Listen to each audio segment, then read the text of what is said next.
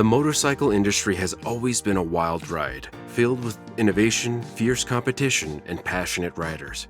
But 2025 brought a curveball that no one saw coming.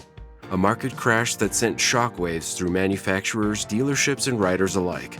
So as the 2025 market crash is here, we are bringing to you all the information you need to know about it. To understand what happened, we need to look at the perfect storm of issues that led to this economic downturn. First, the rise of electric motorcycles played a huge role. Over the last few years, more companies have poured resources into developing electric bikes, betting big on a greener future.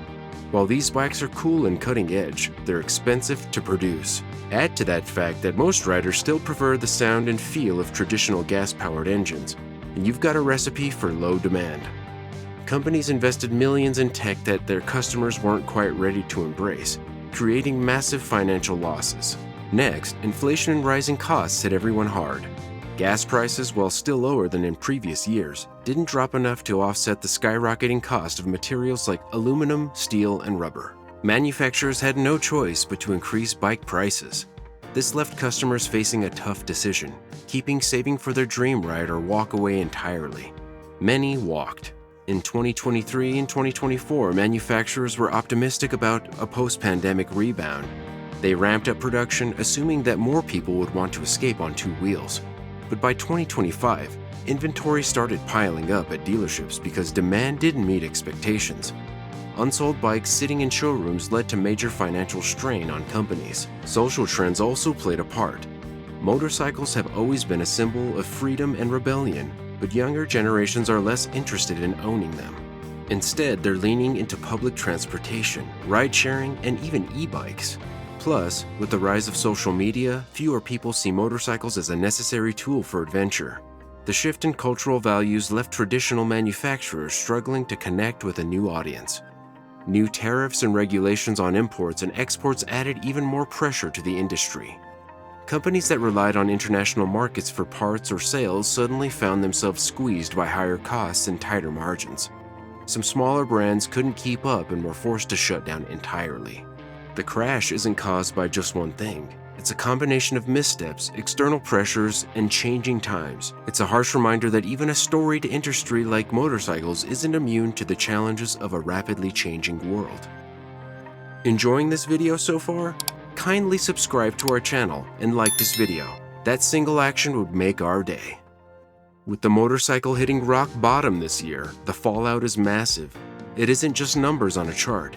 It's real people and businesses taking the hit. From the assembly lines to the riders saving up for their dream bike, everyone is feeling the impact in one way or another. Let's break it down. For manufacturers, it's like being stuck in quicksand.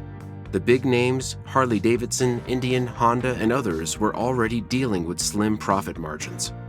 When sales tanked, they couldn't adjust fast enough. Factories started scaling back production, and that meant layoffs. Skilled workers, many of whom had spent decades in the industry, suddenly found themselves out of a job. The ripple effect didn't stop there. Suppliers of parts, like engines, brakes, and tires, lost contracts, leading to more closures. Smaller manufacturers and custom bike builders were hit even harder. Without the financial cushion that big brands have, many shut their doors entirely. For these niche players, every sale mattered. And when those sales disappeared, so did their businesses. It wasn't just a financial loss, it was a cultural one. These smaller brands often represented the soul of the industry, bringing creativity and individuality to a market dominated by giants. Dealerships are not spared either. Showrooms started looking more like storage units, packed with unsold bikes collecting dust. Owners slashed prices, hoping to move inventory, but it wasn't enough. Many dealerships closed their doors, leaving local communities without a place to connect with fellow riders or get their bikes serviced. And what about the riders? For the everyday consumer, the crash brought a mix of frustration and opportunity. On one hand, prices for new bikes eventually dropped as manufacturers and dealers scrambled to off-road inventory. But even with discounts, many people are hesitant to spend big money on something that feels like a luxury during tough times. Financing is even harder to secure too, as banks have tightened their lending policies. For those who already own motorcycles, the crash made it harder to find parts and reliable service. With smaller shops shutting down and dealerships cutting back, riders will have to travel further to pay more to keep their bikes running. There was also a shift in how people viewed motorcycles. They have gone from being symbols of freedom to feeling like impractical investments. Riders who once dreamed of hitting the open road have started questioning whether it was worth the cost. This change in mindset creates a gap between the older generation of bikers and younger people who didn't see motorcycles the same way. The crash isn't just a financial blow, it's a cultural one. Manufacturers have to rethink their strategies, and riders have to adjust their expectations. It's a tough time, but as history has shown, the motorcycle community is resilient. The question now is whether manufacturers and consumers can find common ground to bring the industry back to life. The 2025 motorcycle market crash isn't just a financial setback, it's a turning point. Everything about the industry, from how bikes are made to how they're sold, is undergoing a massive transformation. Companies, dealerships, and even riders are being forced to rethink what motorcycles mean in a world that's changing faster than ever. Manufacturers are starting with the basics, the bikes themselves. For years, they relied on big, heavy machines that appealed to a specific kind of rider. But the crash proves this strategy doesn't work anymore. Younger people aren't buying into the same old image of motorcycling, so companies are shifting gears. Smaller, lighter, and more affordable models are becoming the focus. These bikes aren't just easier to handle, they're designed to fit into modern lifestyles. Electric motorcycles are also getting a reboot. They're no longer just a futuristic idea, they're becoming a necessity. Before the crash, many electric models were expensive and out of reach for most riders. Now, manufacturers are prioritizing affordability and practicality. Charging infrastructure is expanding, making it easier for people to consider electric bikes as a real option. Some companies are even offering incentives like free charging for the first year to sweeten the deal. Dealerships are evolving too. The days of massive showrooms with rows of shiny bikes are fading. Instead, dealerships are becoming more like gathering spots for riders. They are beginning to host workshops, group rides, and even training sessions for new riders. Some are experimenting with subscription services, letting customers pay a monthly fee to swap between different models. It's less about selling a product and more about creating a connection. Technology is another area where big changes are happening. Features like crash detection, navigation, and theft protection are becoming standard, but companies are learning to keep it simple. Riders don't want to deal with overly complicated systems. They want tools that make their rides safer and more enjoyable without distracting them. The old-school image of a lone rider tearing down an empty highway doesn't resonate with younger audiences. Instead, brands are focusing on themes like sustainability, community, and accessible adventure. Social media influencers and content creators are stepping in to bridge the gap, showing a side of motorcycling that feels fresh and relatable. Safety is another big focus. The crash highlights the need for better rider education, and manufacturers are responding with programs to teach people how to ride confidently. These efforts aim to remove the intimidation factor that keeps many potential riders from taking the plunge.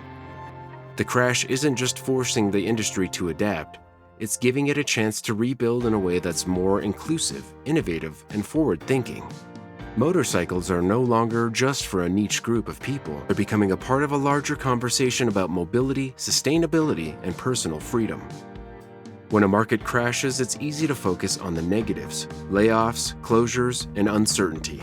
But for motorcycle buyers, the 2025 downturn has created a rare opportunity to get in the saddle without breaking the bank. It's not just about scoring deals, it's about understanding the shifting landscape and using it to your advantage. With dealerships struggling to clear out unsold bikes, discounts have become the norm. Models that were once considered out of reach for most riders are now sitting on showroom floors with slashed price tags. This isn't limited to last year's inventory either. Even brand new 2025 models are being marked down to attract buyers. For anyone who's been dreaming of owning a bike, this is the moment to turn that dream into a reality.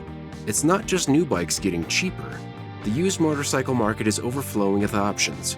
Many riders are selling their bikes to cut costs, which means you can find great deals on models that are barely a few years old.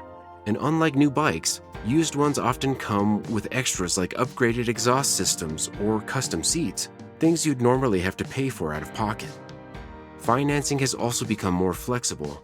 While banks are cautious, dealerships are eager to move inventory and are offering creative payment plans to make buying easier.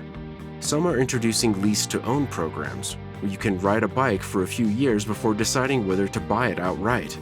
This kind of flexibility makes owning a motorcycle more accessible, especially for younger riders or those on tighter budgets. The downturn is also reshaping the way people buy motorcycles. Online marketplaces have exploded in popularity, giving buyers the ability to shop from the comfort of their homes. Some platforms even offer virtual test rides or deliver bikes directly to your doorstep. This shift is making the buying process less intimidating, especially for first-timers. Beyond the bikes themselves, there are deals to be had on gear, parts, and accessories. Retailers are feeling the pinch too and are offering discounts to move inventory. Whether you need a helmet, jacket, or a set of new tires, now is the time to stock up. For those willing to do a bit of research and stay patient, the 2025 crash is less of a setback and more of an opportunity. It's a buyer's market, and the savvy rider can come out ahead, scoring a great bike, gear, and maybe even some extras for a fraction of what would have cost for a year ago. Sometimes the best rides come after the storm. Thank you so much for watching. Of course, don't forget to like, comment, and subscribe to this channel. Until next time, stay informed.